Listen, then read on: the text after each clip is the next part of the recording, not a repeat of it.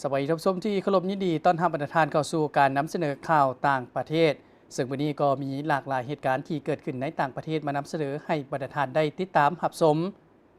มีผู้เสียชีวิตหลายกว่า800คนย้อนพายุน้ำท่วมอยู่อาซีใต้เจ้าหน้าที่หลายประเทศอาซีใต้ให้รู้ว่าจำนวนผู้เสียชีวิตย้อนพายุน้ำท่วมและดินเซาะเจือนภายใต้ผลสะท้อนของพายุน้ำท่วมในทั่วภาคพื้นปัจจุบันขึ้นถึงกว่า800คนบรรดาความมานะพยายามในการกู้ช่วยให้แก่ประชาชน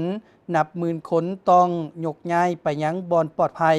สืบต่อได้หับการยู่แหงอย่างลุล่วงในซุ้มท้ายอาทิตย์การสถิติของวงการเจ้าหน้าที่บรรดาประเทศโดยให้รู้ว่า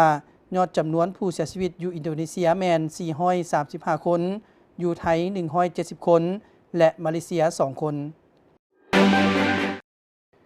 อียิปต์เพิ่มทวีการช่วยเหลือมนุษยธรรมให้แก่เขตกาซานี่แมนเที่ยวเครื่องที่85ที่อียิปต์ได้ขนส่งเข้าเขตกาซา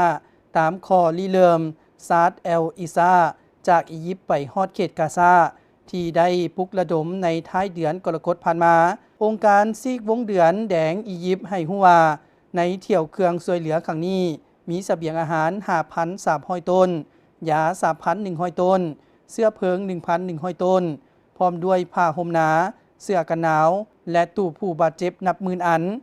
เครื่องเที่ยวต่อไปก็พวมได้กะเกียมอย่างตั้งหน้าและอาจจะได้ส่งไปยังเขตกาซาในอีกบ่ดน